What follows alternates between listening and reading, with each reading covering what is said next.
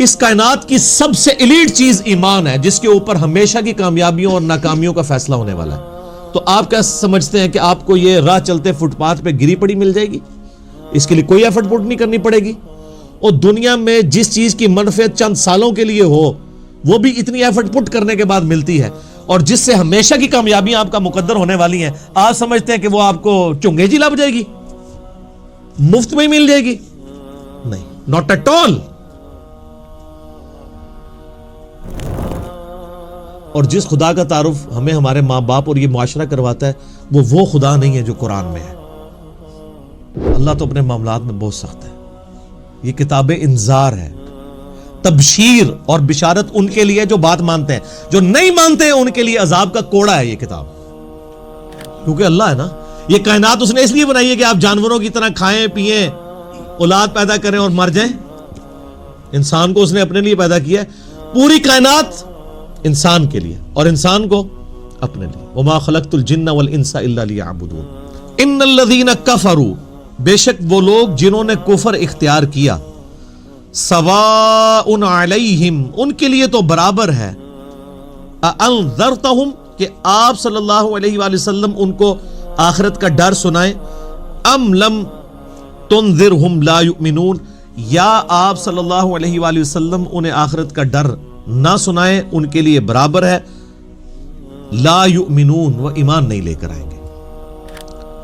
اچھا، اس کا یہ مطلب نہیں ہے کہ جو کافر ہے اس کو آپ نے تبلیغ نہیں کرنی ہے۔ تو یہ کتاب ہدایت پوری انسانیت کے لیے، ھدی للناس وبینات من الہدی والفرقان۔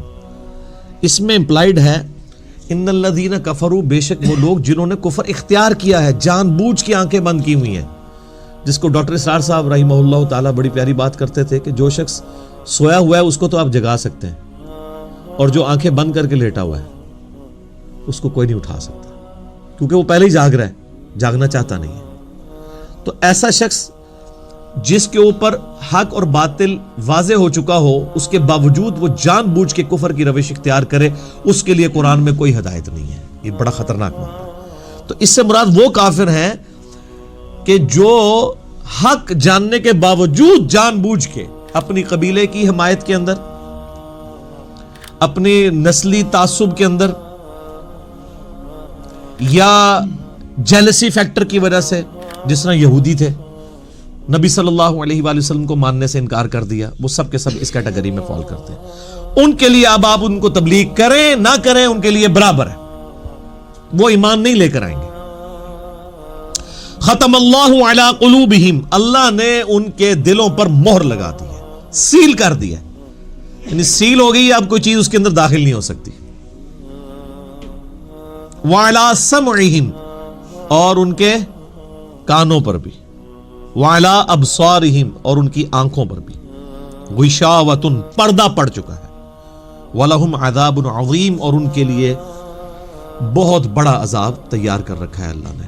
وَرِعَوْذُ بِاللَّهِ تَعَالَى اللہم اجرنا من النار، اللہم اجرنا من النار، اللہم اجرنا من النار۔ اچھا، قرآن کا طالب علم جب اس طرح کی آیات پڑھتا ہے نا تو وہ پریشان ہو جاتا ہے کہ بھئی قرآن تو بہت سٹریٹ فارورڈ ہے، اور آپ دیکھ رہے ہیں کہ اللہ تعالیٰ کے مزاج میں وہ چیزیں نہیں ہیں جو آپ کو میٹھے میٹھے واعظین بتاتے ہیں۔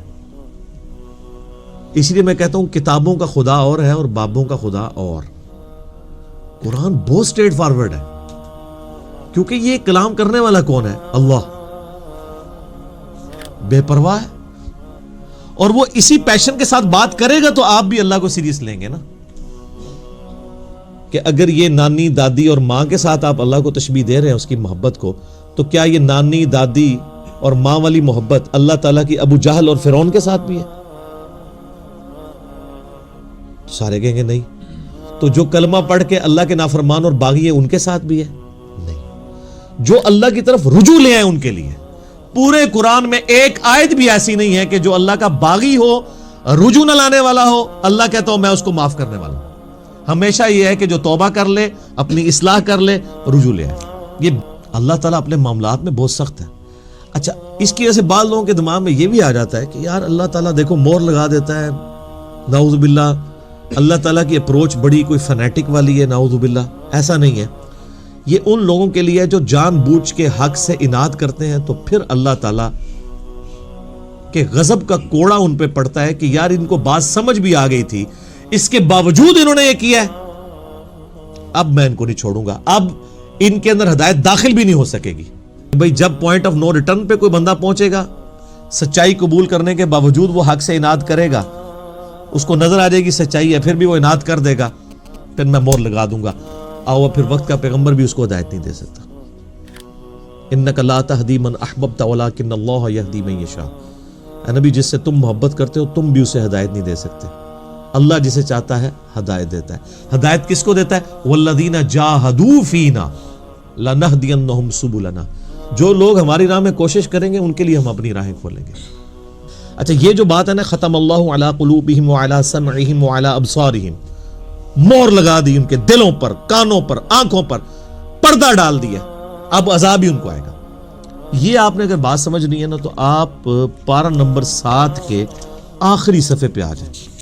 وَنُقَلِّبُ أَفْئِدَتَهُمْ وَأَبْصَارُهُمْ، ہم پھیر دیتے ہیں ان کے دلوں کو اور ان کی آنکھوں کو، عقل اور ان کی آنکھوں کو، کہ وہ حق بات قبول نہ کریں۔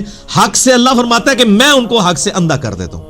کما لم یؤمنوا بہ اول مرہ، جس طرح کہ انہوں نے بھی تو پہلی دفعہ جب ان کے اوپر حق کھلا تھا انہوں نے ایمان لانے سے روح گردانی کی تھی نا، اب یہ چاہیں گے بھی نہ تو میں ان کو اسلام کی طرف نہیں آنے دوں گا۔ وَنَذَرُهُمْ فِي طُغْيَانِهِمْ يَعْمَهُونَ، اور میں ان کو چھوڑ دوں گا اپنی سرکشی میں بھٹکتے پھریں۔ وَلَوْ أَنَّنَا نَزَّلْنَا إِلَيْهِمُ الْمَلَائِكَةَ، اور اب اگر فرشتے بھی ان کے سامنے نازل ہوں، وَكَلَّمَهُمُ الْمَوْتَى، اور مردے قبروں سے نکل کے ان کے ساتھ بات کرنا شروع کر دیں، وَحَشَرْنَا عَلَيْهِمْ كُلَّ شَيْءٍ قُبُولًا، اور ہر چیز جن کا ان سے وعدہ کیا تھا ان کی آنکھوں کے سامنے آ جائے، قیامت بھی، عذاب بھی، سب کچھ بھی، مَا كَانُوا لِيُؤْمِنُوا، پھر بھی یہ ایمان نہیں لے کے آئیں گے۔ اب مجھے بتائیں کسی سے مردہ نکل کے قبر سے کہے کہ میری تو پھینٹی لگ گئی ہے، آپ کو تو پوری زندگی نیند نہیں آنی ہے، لیکن اللہ فرما رہا ہے پھر بھی ایمان نہیں لے کے آئیں گے۔ اِلَّا إِن يَشَاءَ اللَّهُ، ہاں اگر اللہ ہی چاہے زبردستی کسی کو اس طریقے سے ہدایت دے دے وہ الگ بات ہے۔ وَلَٰكِنَّ أَكْثَرَهُمْ يَجْهَلُونَ، لیکن اکثر لوگ جہالت کا شکار ہیں، وہ اپنی وشفل تھنکنگز کے اندر، امانیہم جنہیں کہا گیا ہے، وہ ان میں پھر رہے ہیں، پھرتے رہے۔ اللہ تعالیٰ اپنے معاملات میں بہت سخت ہے میرے بھائیوں، اللہ کو سیریس لینے کی ضرورت ہے۔ ظاہر ہے اس کائنات کی ایک ہی حقیقت ہے، وہ اللہ ہے، اگر اس کو کوئی سیریس نہیں لیتا تو اللہ تعالیٰ کے لیے کیا ہے؟